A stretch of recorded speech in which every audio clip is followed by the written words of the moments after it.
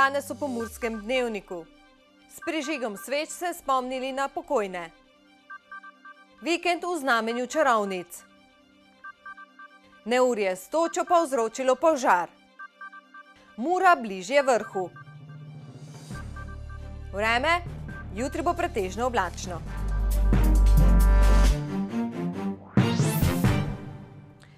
Gledalke in gledalci, lepo pozdravljeni v današnjem Pomurskem dnevniku. Za nami je 1. november, dan spomina na mrtve, ki je v Sloveniji državni praznik. Kot običajno so v tem času grobovi obdani s cvetjem in prižganimi svečami. Da na grob prinesemo cvetje in prižgemo svečo, to izraža spoštovanje do pokojnih, nam razlaga Ana Šijanec. Okras je pa spomin na najožje družinske člane.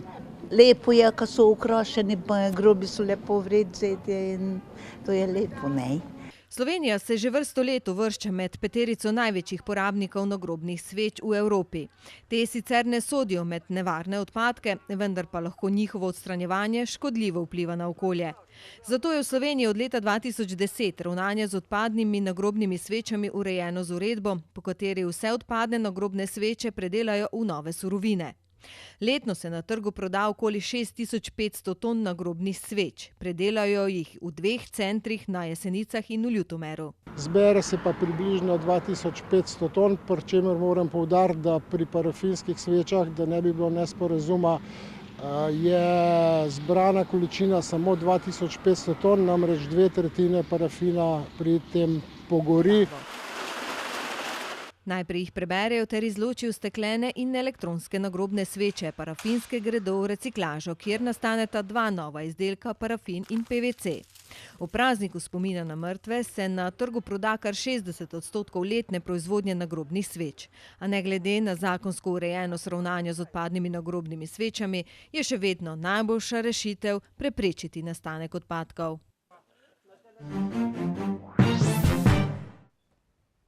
V teh dneh pa je bilo tudi v znamenju praznika, ki smo ga uvedli iz tujine, Noč čarovnic. Dvodnevno čarovniško zabavo so pripravili tudi v dvorcu Rakičan, kjer je bilo moč čutiti pravo srednjeveško in čarovniško vzdušje. Dogajanje je bilo zanimivo za vse generacije, v čarovnice in vampirje se niso preobrazili samo otroci, ampak tudi njihovi starši. Največ zanimanja je tudi tokrat požel čarovniški polet iz dvorca. Grajsko dvorišče so zavzele male in velike čarovnice. Srednjeveška vas je predstavljala vsakdanje življenje takratnega časa, med drugim tudi historične plese. Najmlajši pa so se lahko preizkusili v lokostrelstvu in mečevanju. Imamo v glavnem sicer lokostrelstvo, imamo svoj šotor z temle prestolom, da se lahko slikajo, pa tudi kakšno malo šolo mečevanja imamo. Tako da predstavljate čas srednji vek. Kaj vse ste sabo prinesli razen tega stola? Prestola, čelade, verižno kapuco, potem viteške rokavice, meče, svoj šotor z omizjem in lokostrelstvo z tem, kar je treba imeti za lokostrelstvo. In tile meče so pravi?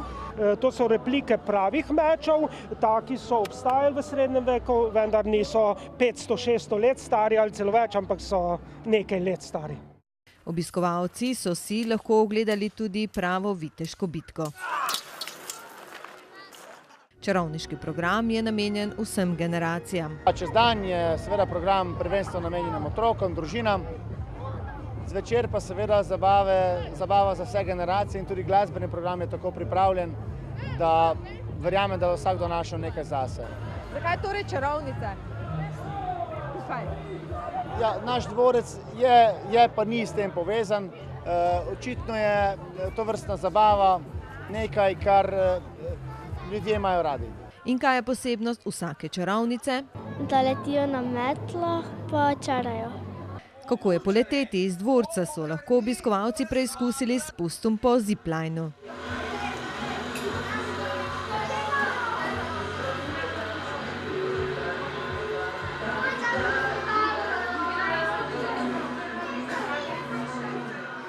Glasba, čarovnice in kulinarika, vse to je že od nekdaj povezano z rakičanskim dvorcem, zato so ples Noč čarovnic letos nadgradili še s kulinaričnim dogodkom Čarobni okusi Pomurja.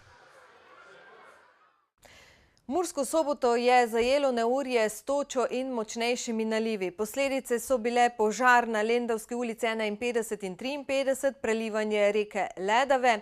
Mestni arhiv je bil ogrožen. K sreči govorimo le o reševalni vaji civilne zaščite Mursko Sobota in gasilcev Gasilske zveze Mestne občine Murska Sobota, ki so jo pred dnevi izvedli v sklopu meseca požarne varnosti. V soboto so gasilci in civilna zaščita pripravili obsežno reševalno vajo, v kateri je sodelovalo okoli 140 gasilcev, pripadnikov civilne zaščite in policistov.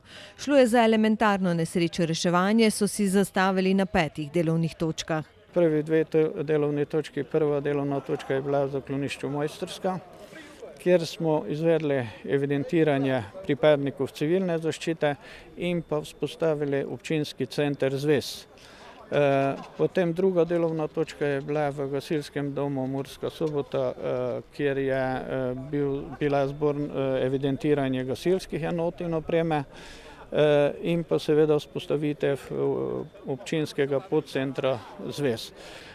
V nadaljevanju seveda je v vaji bilo predviden požar, kot sem povedal, na Lendavski 51 in Lendavski 53, kjer smo izvajali postopke gašenja, reševanja poškodovancev, oskrbe poškodovancev in pa reševanje z višin z avtolestvijo in pa z spustnico, sevno spustnico.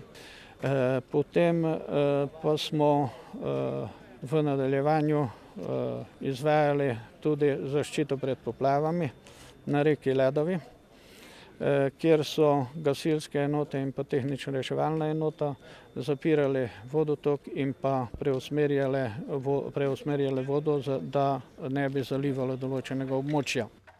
V zadnji delovni točki pa je bilo zaradi zalivanja še potrebno opraviti umik arhiva mestne občine. Kot je dejal Wolf, pri tovrstnih vajah gre za usposabljanje ekip in ugotavljanje napak. Vidimo, kje so tiste točke, ki jih moramo odpraviti, da bodo zadeve čim bolj gladko in z čim manj pomanjkljivosti dejansko tekle v realni situaciji.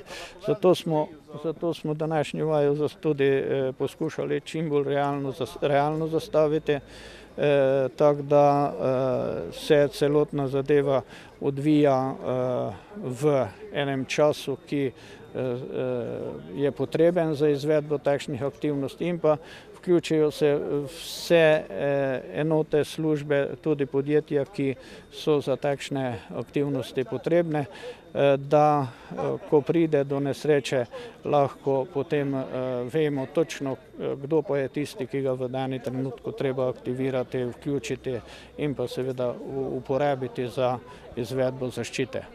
Nenazadnje pa so tovrstne vaje dobrodošle tudi za širše občinstvo in stanovalce, ki lahko ob takšnih dogodkih dobijo iz prve roke informacije, kako ukrepati ob različnih nesrečah. Vodilna trojica na lestvici 3. slovenske nogometne lige Vzhod v 11. krogu ni dopustila presenečenj. Nafta je zmagala v Rakičanu, Beltinci pri Gradu, Tromenik pa je bil boljši od Odrancev. In prav zaradi poraza Odrancev je murskosoboška Mura z zmago proti Bogojini napredovala na 4. mesto 3. ligaške lestvice. Črno-beli so svoje delo v Bogojini opravili v skladu s pričakovanji in prišli do novih 3 točk. Na začetku srečanja so varovanci Zlatka Gaborja takoj prevzeli pobudo. Ob nekaj dobrih posredovanjih Filipa Drakoviča pa so Muraši vendarle uspeli premagati nekdanjega člana črno-belih. Po lepi akciji je do žoge prišel Alen Kozar.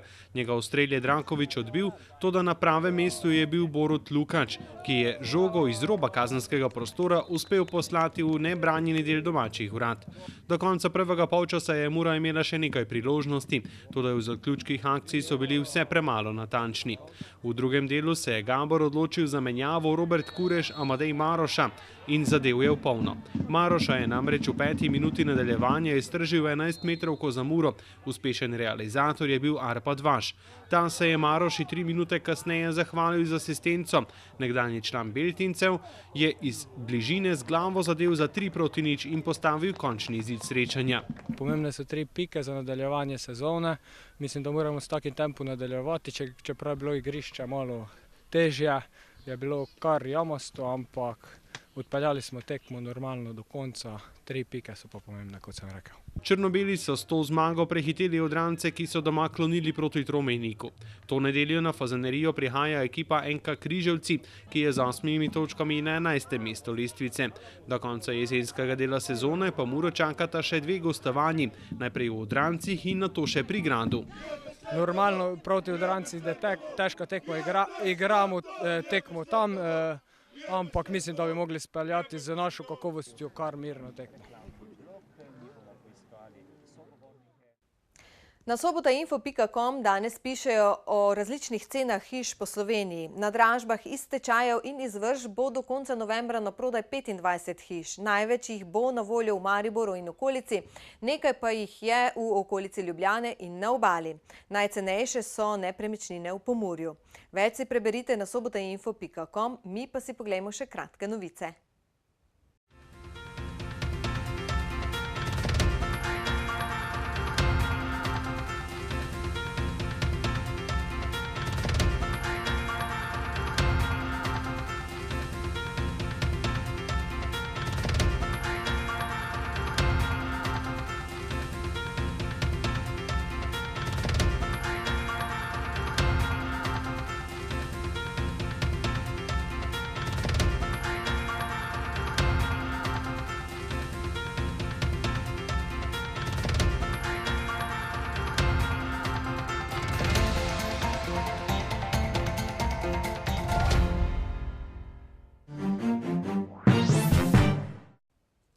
V prazničnih dneh smo bili deležni prijetnega jesenskega vremena. Poglejmo si v nadaljevanju, kaj se nam obeta v prihodnjih dneh. Danes je bilo jasno. Opoldne so najvišje temperature izmerili na Goričkem, kjer je bilo 14 stopinj Celzija. Stopinjo manj je bilo v Lendavi, 12 stopinj v Murski Soboti, 11 stopinj Celzija pa je opoldne bilo v Radencih. Jutri dopoldne bo pretežno oblačno. Najnižje jutranje temperature bodo od 2 do 7, najvišje dnevne od 8 do 12, na Primorskem okoli 15 stopinj Celzija. V Murski Soboti in v Mariboru bo jutro dokaj oblačno. Jutranje temperature se bodo gibale okoli 5 stopinj Celzija. Čez dan se bo zjasnilo, dnevne temperature se bodo povzpele do 12 stopinj. V petek bo večinoma sončno z dopoldansko meglo po nekaterih nižinah. Jutro bo sveže. V soboto in nedeljo bodo možne plohe. Dnevne temperature se bodo gibale okoli 11 stopinj Celzija. Toliko smo vam, spoštovani, pripravili v današnjem Pomurskem dnevniku. Ne pozabite na nas tudi jutri v istem času na istem programu, ter seveda ne spregledajte naših video vsebin tudi na spletni strani www.tvdeja.si. Preživite kar se da lep večer še naprej in srečno do jutri.